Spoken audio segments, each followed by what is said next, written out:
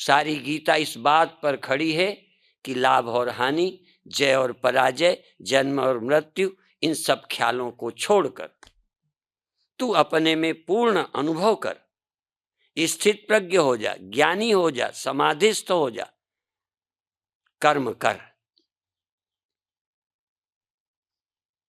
आत्मा में संतुष्ट रहे। अपनी आत्मा को असंतुष्ट जानकर फिर उसको संतुष्ट करने के लिए काम मत कर। अधूरा हूं, पूरा हो जाऊं, ये ख्याल ही अज्ञानता का है। और कर्म से पूरा कर करके तू मर जाएगा, कितने जन्म लेगा, पर कर्म से तू कभी पूरा नहीं बनेगा। यह गीता का सिद्धांत, यह गीता का तथ्य, यह गीता की सच्चाई, यह गीता की सोच। जिस दिन गीता हमारे ख्याल में आ जाएगी, हम मुक्त हो जाएंगे और अधिक काम करेंगे।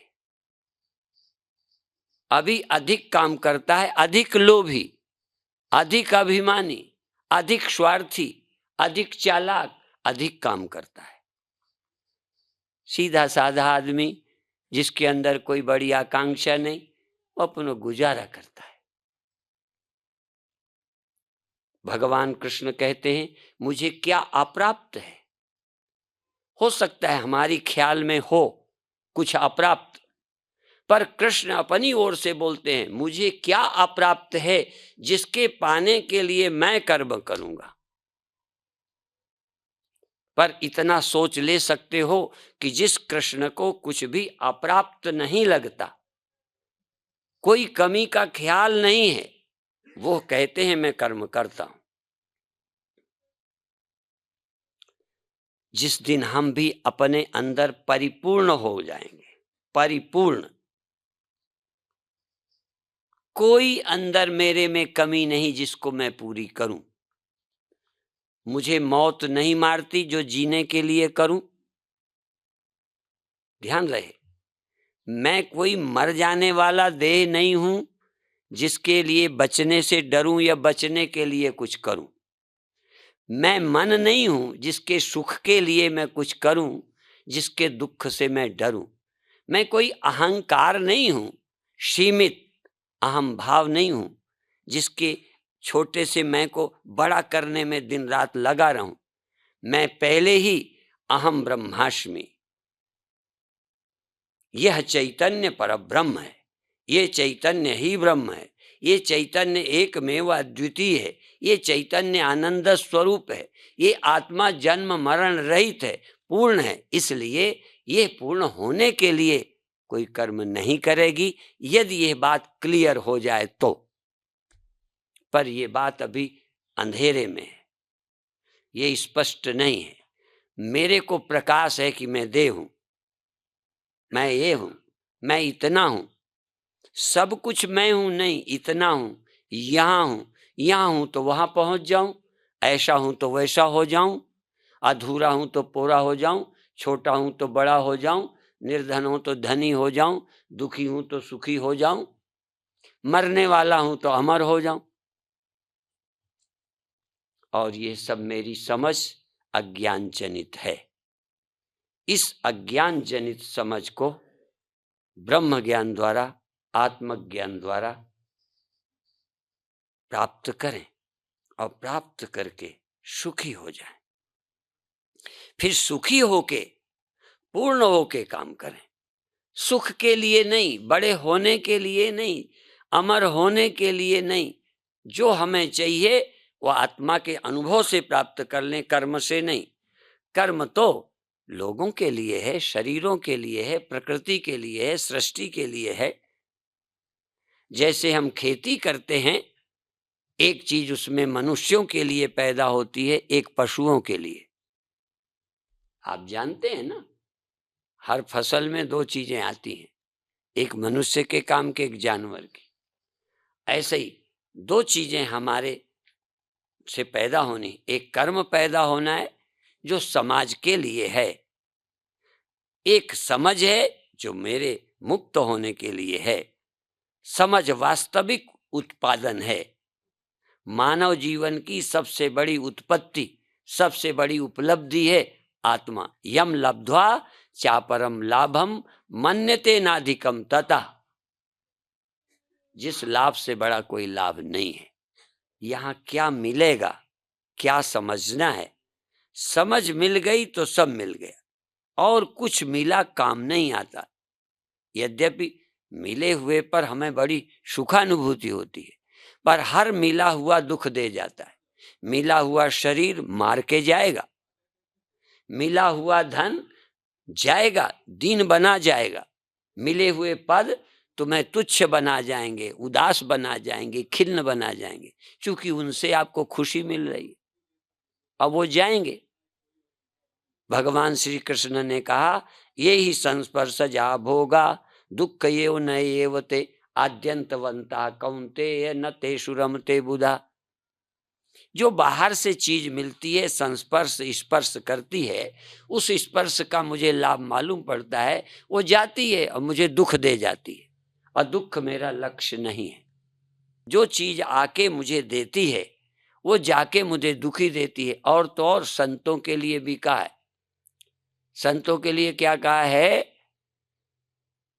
कि बिछुड़त एक प्राण हरि लेहि, मिलत एक दारुण दुख देहि। एक वो लोग मिलते हैं जो दुख देते हैं, एक बिछुड़ते हैं तब दुख देते हैं। सुख बिछुड़ते हैं, लाभ बिछुड़ता है, देह जाता है तो मारता है। मिला तो जीवन, गया तो मौत। मिला तो लाभ, गया तो हानि। और जो मिला है जाएगा तो हानि दे के जाएगा। पर हम समझे हैं लाभ हो गया, अब लाभ में भूल गए, खोजना भूल गए सत्य को नहीं, कि जहां लाभ लाभ न रहे, हानि हानि न रहे।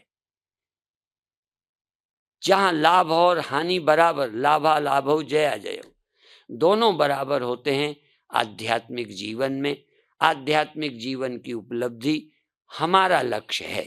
हमारा, तुम्हारा भी लक्ष्य वही हो।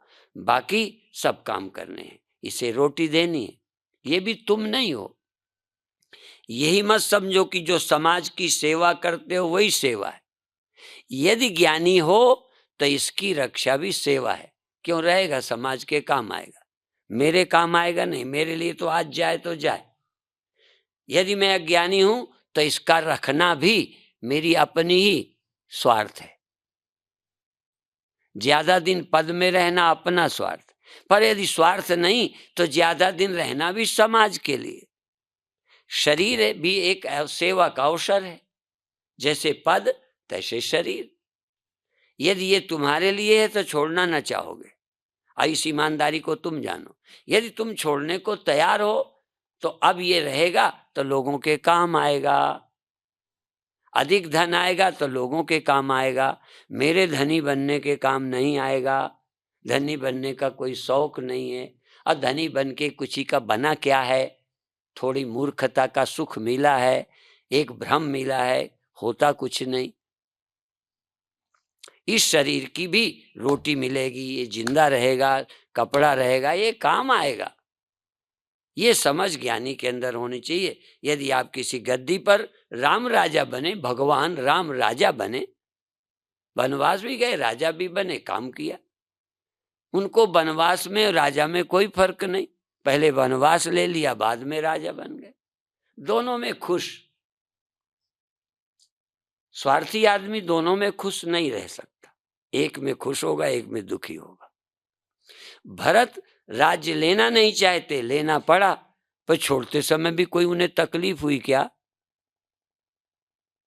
भरत राजा बनने को मजबूर किए गए, आते खुशी खुशी से दे दिया। यदि हमें धोखे से भी मौका मिल जाए तो ये कहेंगे पहले या तो मौका ही नहीं देना था, हम कौन बड़े उत्सुक थे, हमें कोई बड़ी रुचि तो थी नहीं, जबरदस्ती टिकट दिया तो अब काट क्यों दिया?